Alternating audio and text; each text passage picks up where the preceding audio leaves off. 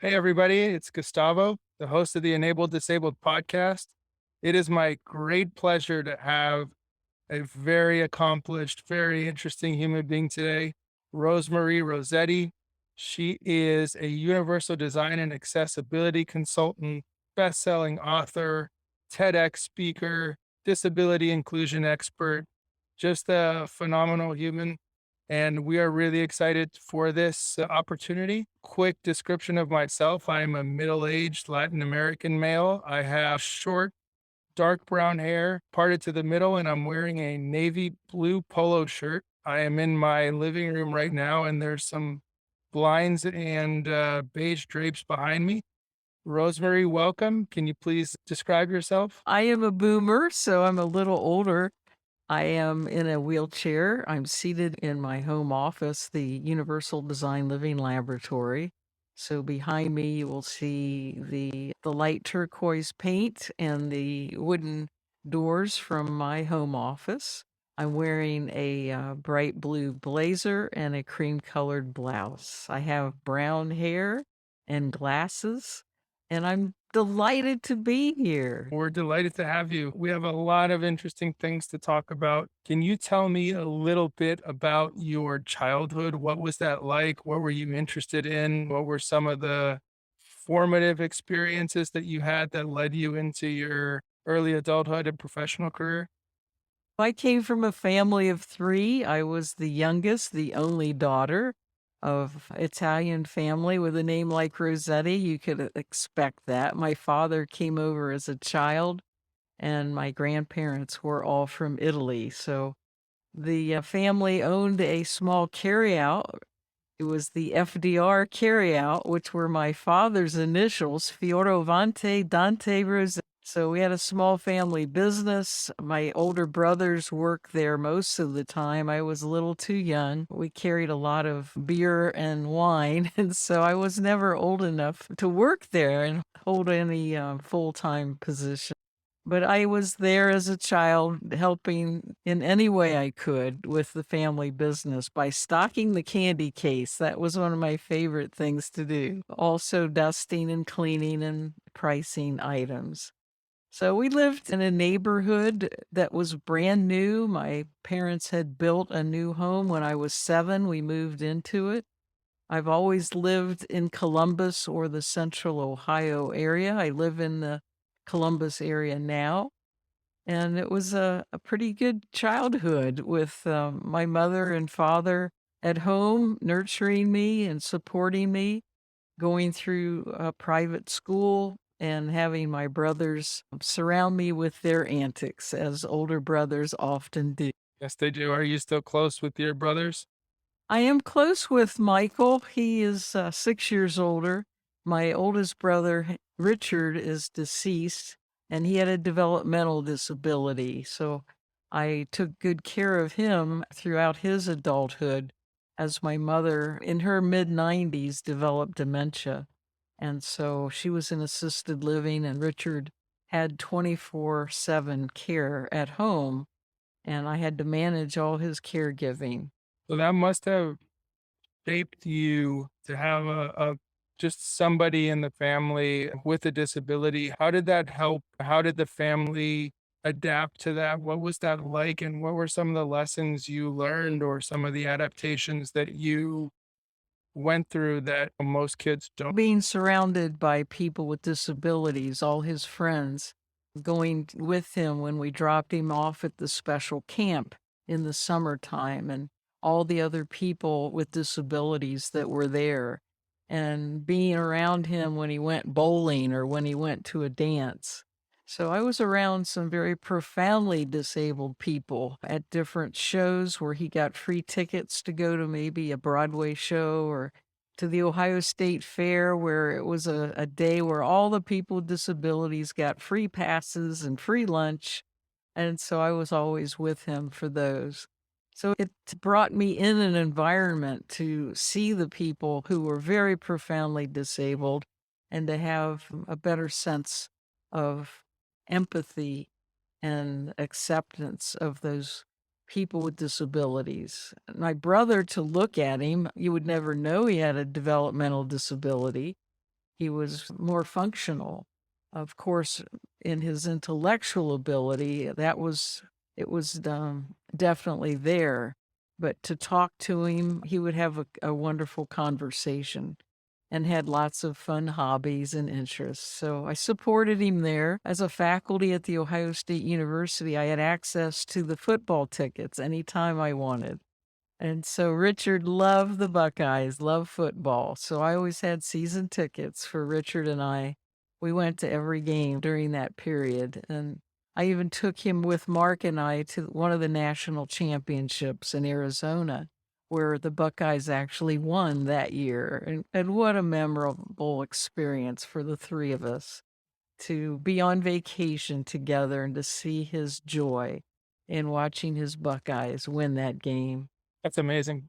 I personally love sports and I think that they help bring so many people together and enjoy something in common and feel, like you said, that joy and that camaraderie of cheering for something bigger than yourself. I think it's a great thing. You said something really interesting in your TED talk, TEDx talk that caught my attention. You said when you had an accident, you were paralyzed from the waist down, and you realized when you got home after 5 or 6 weeks that your home intensified your disability. And I think that's a really profound and correct way to say it that really resonated with me. Did you see that in your lived spaces with Richard or going to the stadium or going to these places? Did these built environments intensify anything for him? No, he and I were both fully capable of walking. He had no physical challenges in terms of his mobility, so we were easily accommodated by going to and from different locations because we were both physically fit and able to walk. So that didn't impact us until later. For me in 98, being hit by the tree and suddenly having a spinal cord injury and coming home in a wheelchair, that was the moment of intensifying the disability. Later on, Richard acquired Parkinson's disease.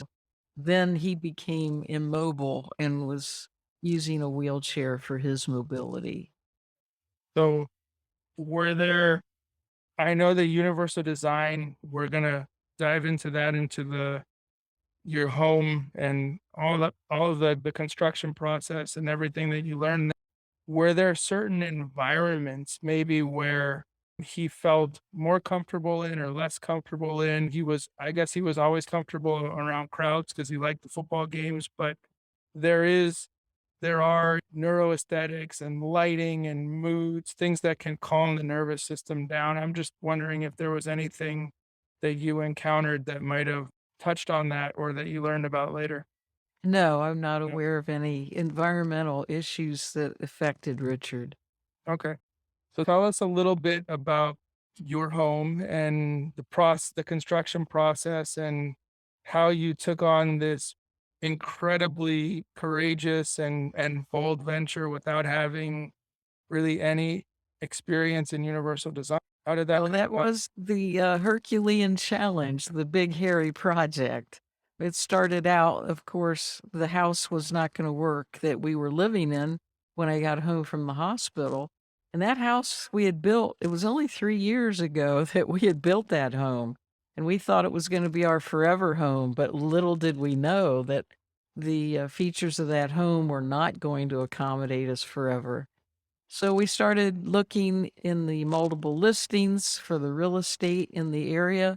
We had a realtor working with us to try and say, maybe we'll just find another home. And we weren't finding anything that was going to meet our needs for accessibility. So then we started going to the new builds, saying, okay, let's look at a model home. Let's see who has a ranch style home. That's what we preferred. So we didn't have to put an elevator in. And let's see who has one. Those were few and far between, even to find a model that was a production home. So we finally decided it wasn't going to work. To find an existing new build, we needed to hire an architect.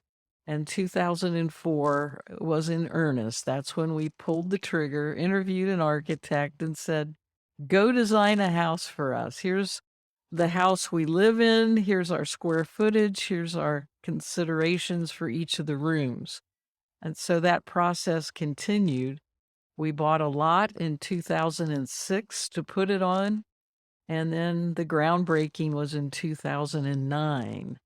Now, thinking about it, starting in 2004, 5 years later, we're finally in the groundbreaking. At that point, we were acquiring sponsors. We had to have contributors in order to afford to build this. And we acquired over 200 at the time of completion of this project. We had volunteers here, and then my husband and I were the general contractors. And I've got to tell you, neither of us have built a house before, and we will never build a house again. It was more than we expected. My husband had some construction background in the commercial side, but never in the residential side. So we hired construction managers. We hired a interior design team, a horticultural design team, and had lots of advice and guidance throughout the construction. We then moved in May of 2012, and then 2 years later finished the landscape and the lower level where the training room, the meeting room, and the extra bedroom and bathroom, and all of the mechanicals are there. Then we opened to the public in 2014 so that people could see it, and we raised money for spinal cord research. Just imagine your house is open from noon until 6 for 30 solid days, and you have strangers walking through your house, and they're wearing a headset listening to a recording that we had prepared with various stations along the way so they could take tours at their own leisure. That was just a lot of work. We were exhausted. Every day at 6 o'clock, we looked at each other and said, what were we thinking? So we have continued to have tours by appointment. We've had classes here. The Universal Design Living Laboratory, anyone can take a tour virtually at our website. udll.com is the initials. It's a virtual tour, it's a video tour, and they can also get a free chapter of my book. The download is there now, the Universal Design Toolkit. And that chapter is a listing of the universal design features room by room in our home. And I know that universal design today is in a much better place than it was in 2009, even though there's still a long ways to go residentially. What did your approach to the sponsors and manufacturers look like at the time to persuade them to join you in this venture? Some of the manufacturer representatives understood universal design once we started talking about what the home was going to do. Others, we said, do you know about this term, universal design? And they just look at us. They had not ever heard of it. Now, granted, this is the sales force that's at the International Builder Show, is where we met many of these manufacturer representatives. So we would look for the features of universal design and green building. We wanted our home to be certified, and it is certified, with LEED for homes, and also the National Association of Home Builders, the National Green Building Standard Program. And we were following 3 National Universal Design Certification programs, of which we acquired the highest certification in all 3. So we had to explain what this house was going to serve as a national model of a garden and a home, that we were the builders. And little by little, we just started accumulating contributors. And as the list grew and our website started to proclaim, these are our contributors and these are what we're given. It was like, then it became easier. It was like a slow moving truck up a hill at first. And then finally, the truck went on level land. And people started realizing, oh, if Marvin Windows is in, giving you all the windows and doors at no cost, and if Whirlpool KitchenAid is in, giving you 10 appliances, it's not that big of a risk for us to be involved in a contribution of our products or services. But it was a long process to contact all of these potential contributors during a time in history in 2008 and 2009 when our country was in a major recession.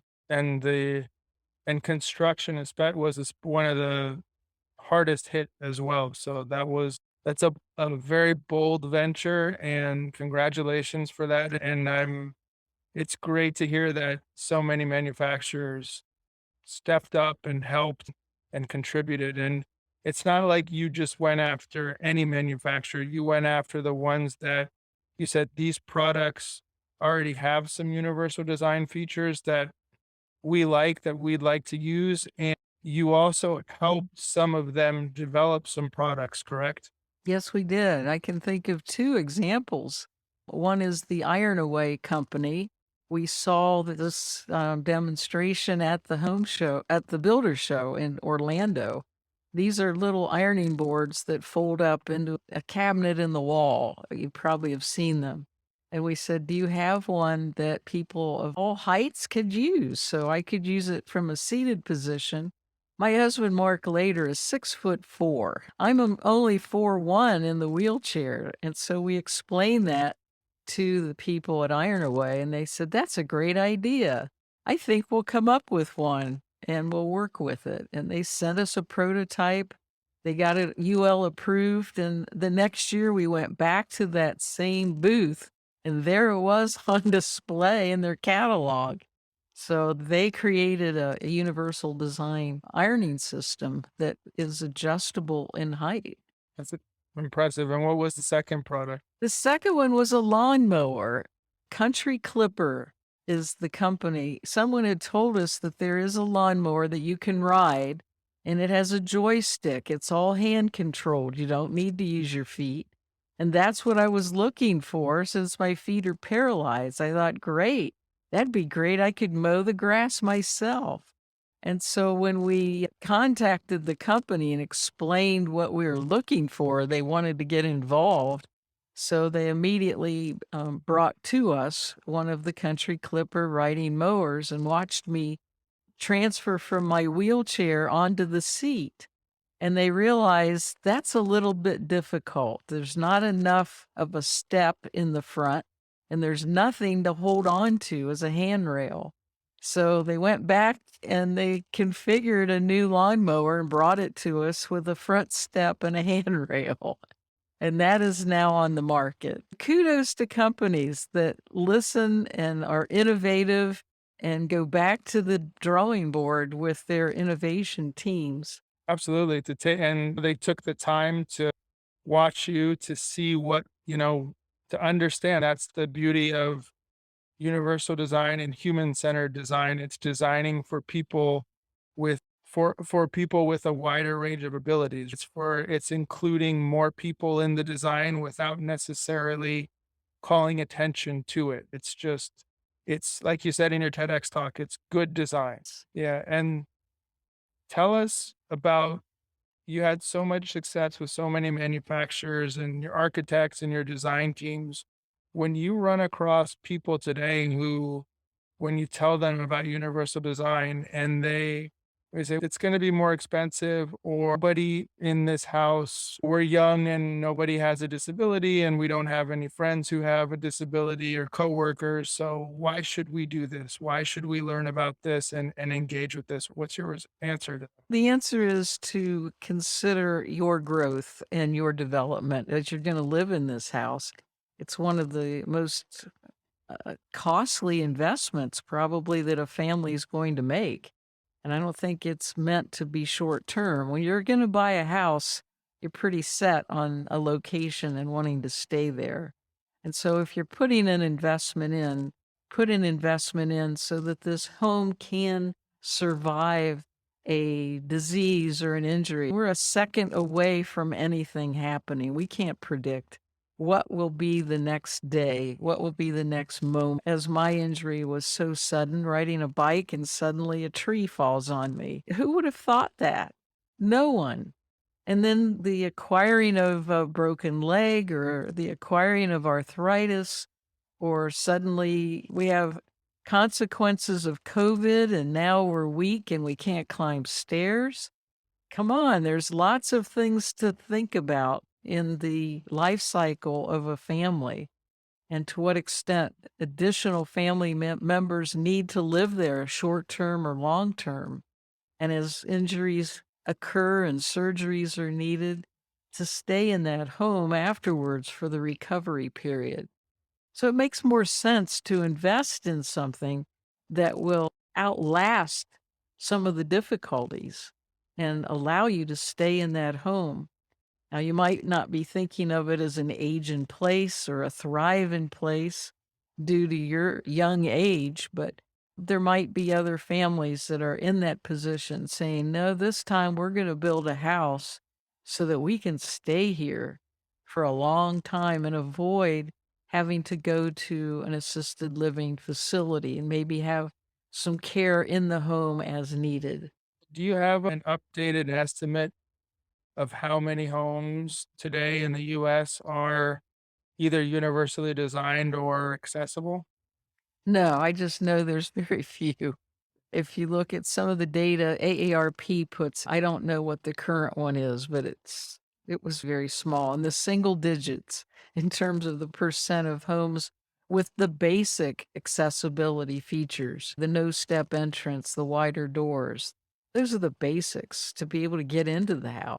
Absolutely. So that's we still have a long ways to go residentially than here in the States. But I think the other interesting thing is your home is a living laboratory. So this has been something that, yes, you opened up the home for tours for those 30 days, but you're still testing products, you're still giving virtual tours, you're still educating people, you're bringing in interior designers and architects and people who want to see this living, breathing example of what a home could be. So, what are some of the things you've learned in the last few years, maybe that you wouldn't do again, but that you're tweaking the design or you're saying this could be better or I really love how we did this and I wish more people did. What are some of the things you've maybe comments that people have told you or that you and your husband have picked up on? The home works for us, both of us, and it works for any visitors that are here. We've had lots of house, and no one has complained in any way about any of the home design.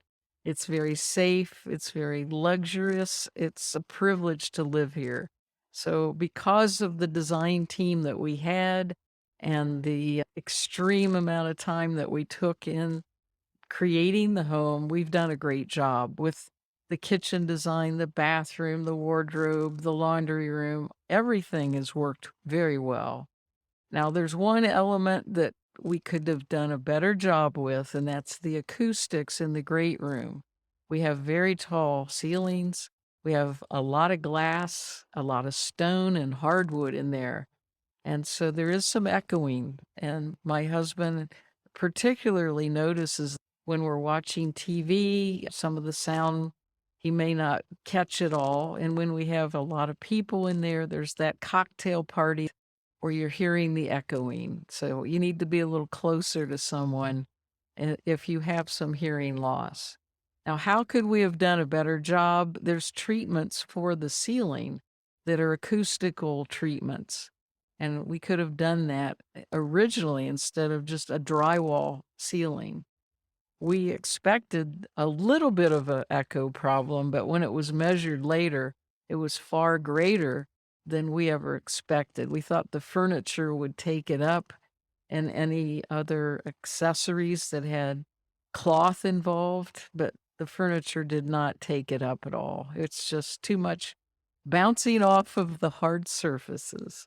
Yep. But I love my kitchen, and so do the guests that come here. It's got 3 different heights in the center island and another height around the perimeter. We lowered the wall cabinets so at least I can reach the lowest shelf on those wall cabinets by being seated. Some of the shelves have articulated hardware that I just reach up and pull the handle down. The shower is wonderful. It's 4x7, has the handheld shower, it's got a seat in it. Everything is great with natural light and artificial light. The water stays in. I roll right in, transfer to a bench, a chair that's there on the wall, and then I can get my wheelchair out and locked so that it doesn't get wet. So we love the house. It has worked out well. Is there are there any new products that you can talk about that you're testing out or maybe thinking about approaching a manufacturer and making some adjustments to? There could be a new toilet in our horizon as people keep saying, "Why don't you have a bidet in your house?" And I'm like, I don't know why. We were with Kohler as our sponsor, and at that time, they did not have a bidet toilet, and I was not of the persuasion that I must have.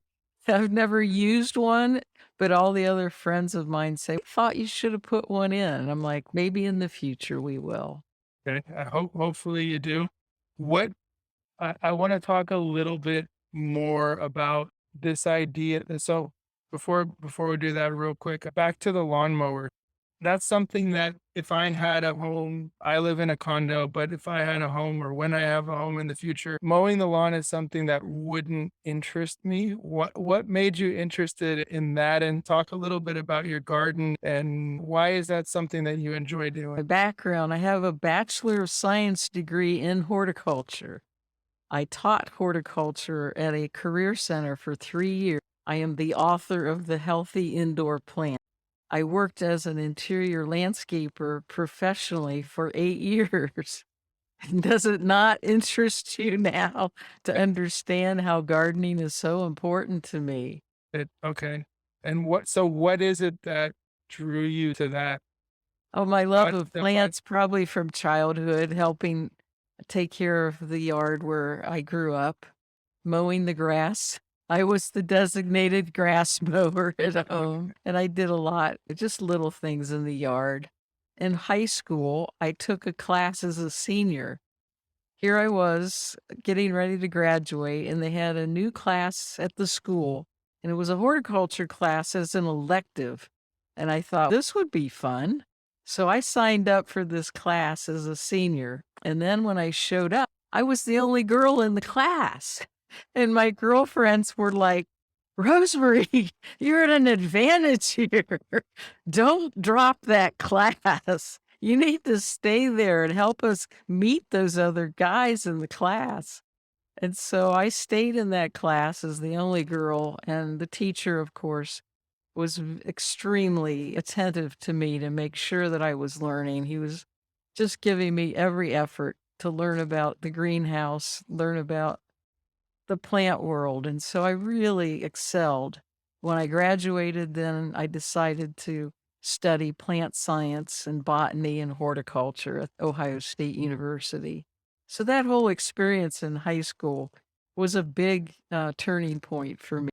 is there I would imagine there's a sense of wonder, curiosity, peacefulness. What are all those things part of what drew you to the field and what you like about gardening and landscaping, or is there something else that I didn't? It's just nature, it's the beauty to be outside and to see the color, to see the, design, and of course, it's just a fabulous environment, so I was just drawn to the beauty and the wonder of plants. Thank you for answering that. That's fascinating. The healthy plant inside that also promotes, I would imagine, some health benefits for us as well to have living plants inside.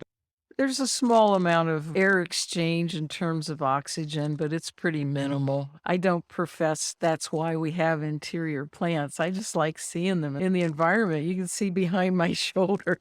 That's real. That's not a silk artificial plant. So it's nice to have plants in my off. And in the summertime, we bring all the indoor plants into the outdoor environment so they can thrive even more. But I like having things that are in bloom.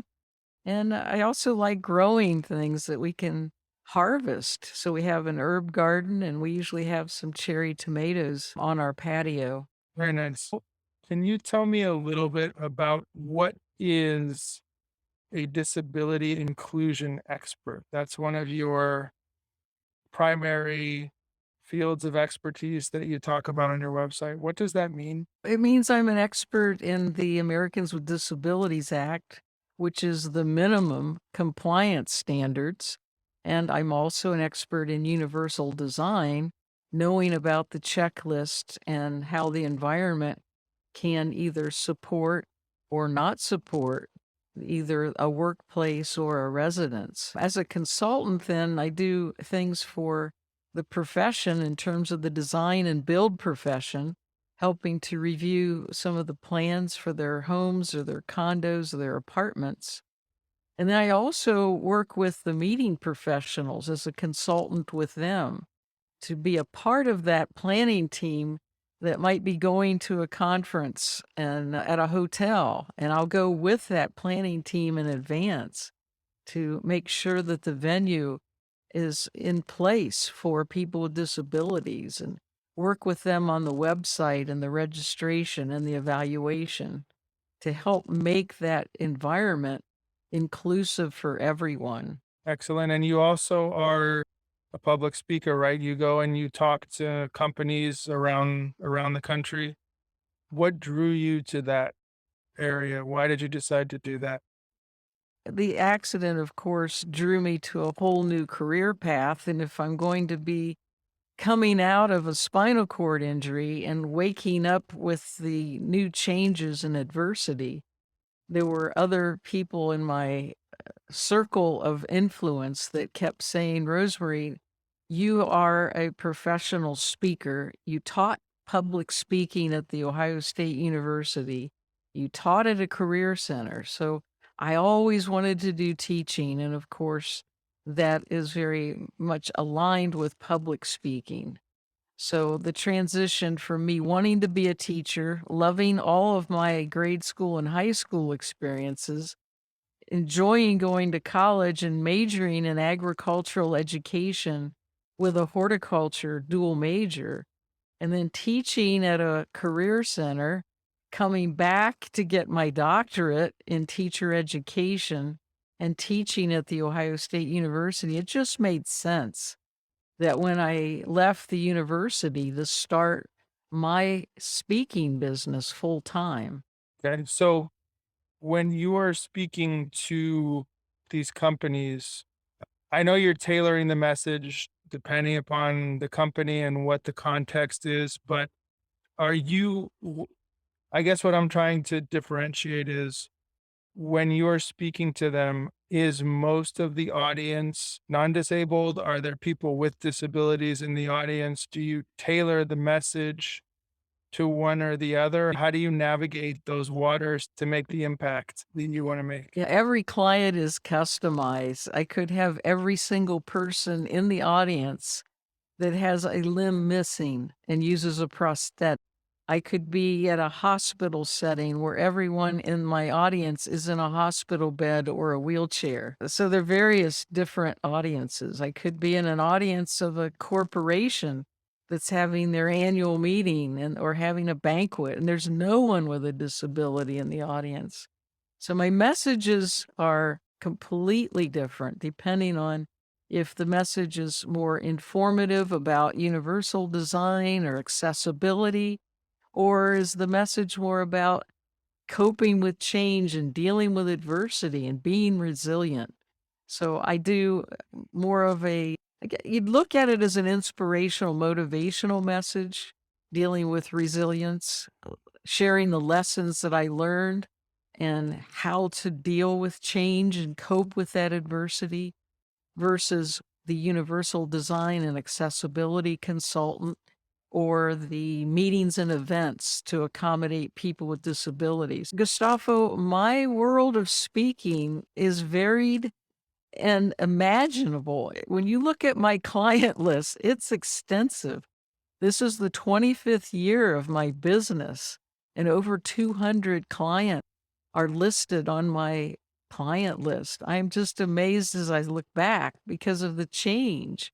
What was I doing before I was injured? I was doing train the trainer and public speaking. That was it.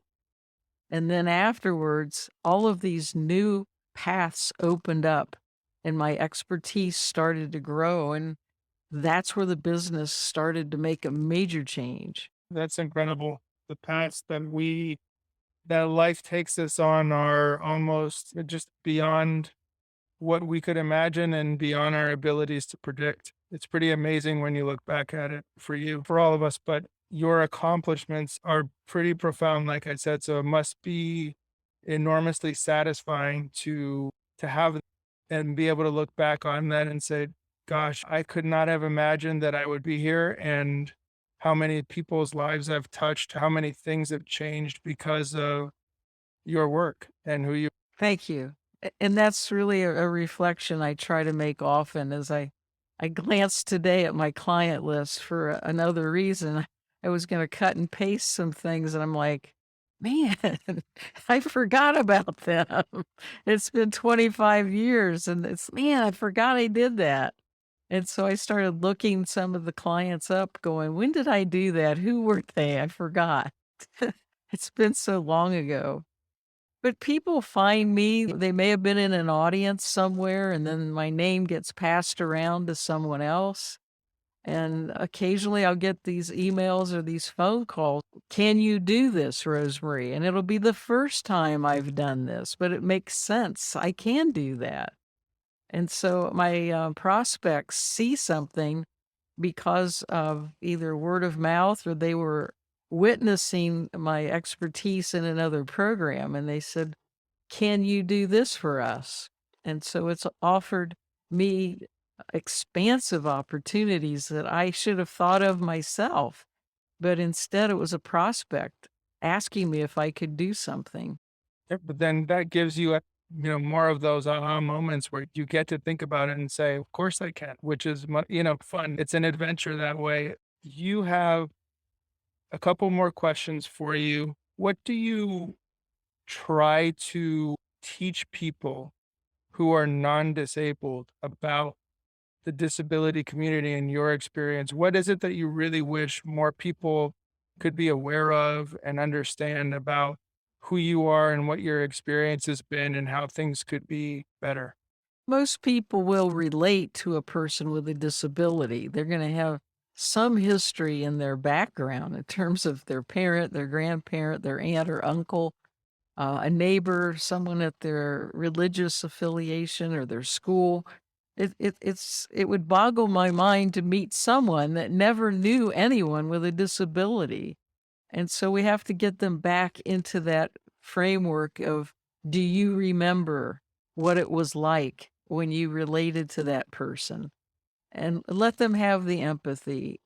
Walk a mile in their shoes, walk a mile or roll a mile in their wheelchair and understand what they might be going through and give them the experience. For our house to be a demonstration home gives that experience for someone to understand, why do you have a washer and dryer that's up on pedestals and has the door in the front? People might not realize why we did that.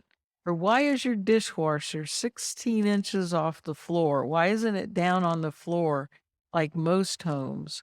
Or why does your oven door open with a hinge on the side? How does that help? So they have lots of questions as they go through the house. And I usually ask them questions. I say, you point out the differences. Take a look at this kitchen, and I want you to tell me what is different. That's a great exercise. It's empathy building. It's letting them imagine why those things are there and realizing that it's by design and there's a very good reason for it. I like that a lot. And for people who are in the this is just my question that I wanted to talk to you more about because I the one of your you have of things to live by that you point out that you talk about in your book. And the one that really struck me as important and I wanted to ask you about was this idea of being patient with yourself. For people who, like myself, I tend to be more goal oriented. I tend to want to be high achiever. I want to prove to people that I can do things, that I can be successful, that I can have a life. These are drivers. I was born with my disability. These are drivers for me since childhood. Patience has been a hard lesson to learn. So, how did you learn about patience? And can you tell us a little bit more Yeah. about what that means to you? Patience is the true acceptance of the way things are for now. That's the whole premise. And an example of patience when I was at the other house, coming home in a wheelchair, and thought, well, I should be able to do laundry. So I bring the basket on my lap and I try to roll with this basket on my lap. And I realize that's not going to work. So I set it on the floor and I bulldoze it into the laundry room. So it's just push it in front of me any way I can. You have to do things differently. So then I start putting the clothing into the washer, which was top loaded. Okay, then the wash is done, and I have to take the wash out and put it in the dryer. And I'm like, but I can't reach in there. My arms aren't long enough. I can't get anything out of the washer to put it in the dryer. So now I have this little reacher with the grabber on it and the little cups on here. I'm like, this is not taking one sock out, one piece of underwear, one towel at a time and putting it in the dryer. And the room was so small, I was just scuffing every appliance with my wheelchair. I could not position myself. I could not get the laundry done in an efficient manner. And I was so mad. I was so frustrated. And I had to think about it. This is the way it is for now. Just take your time and don't get mad. Just do it. This is how you have to do it right now. It won't be this way. There'll be another laundry room situation someday.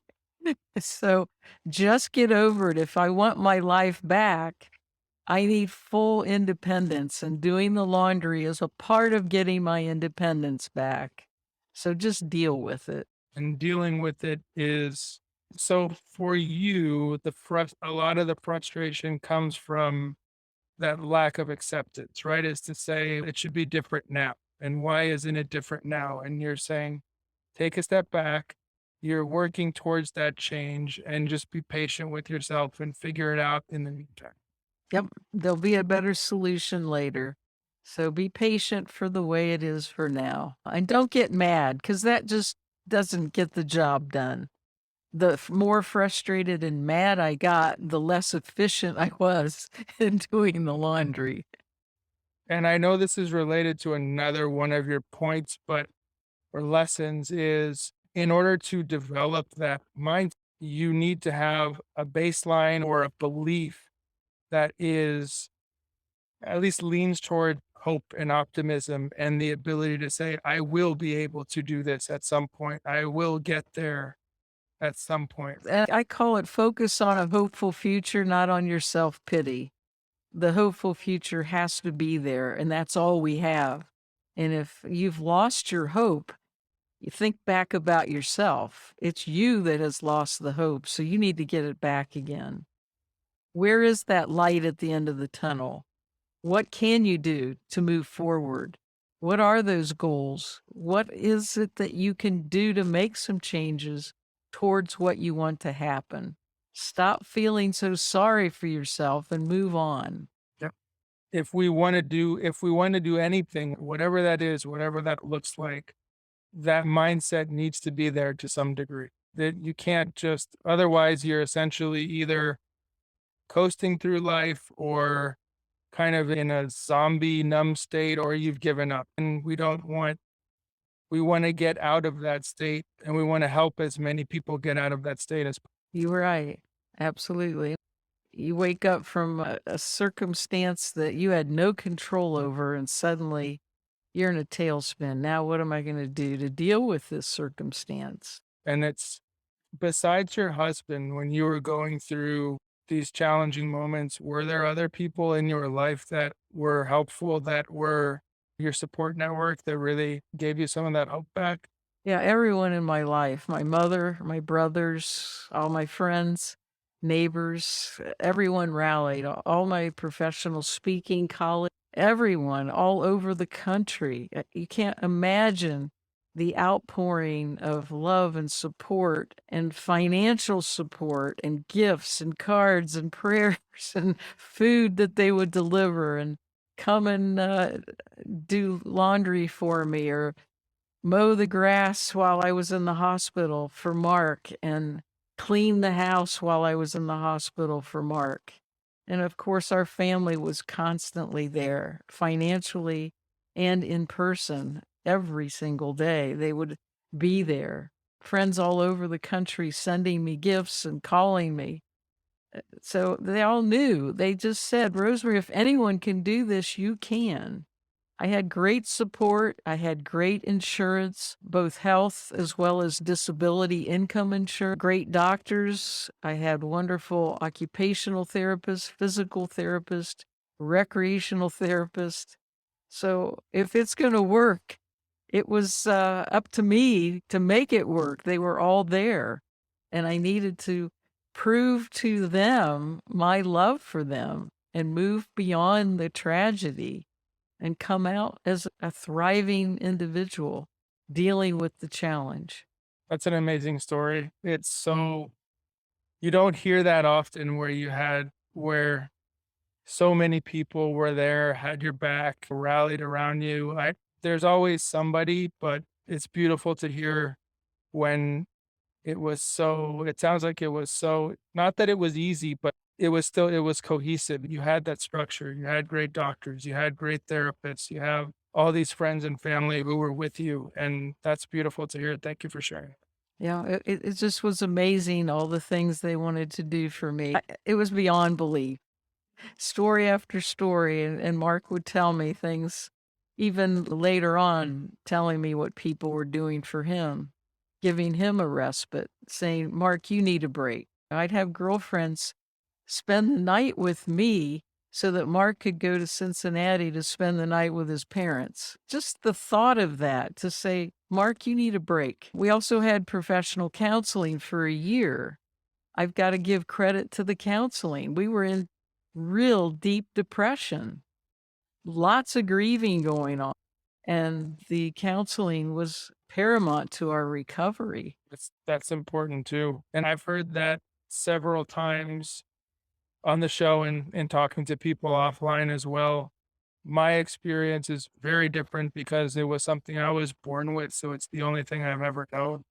But for somebody who's changes at some point, there is a grieving process and there's this whole it's grief, it's a loss for a part of you that isn't there anymore, and it's discovering the new parts of you that are awakening and are ready to, like a plant, you plant the seeds and things start growing that we didn't expect or that in ways that we didn't foresee.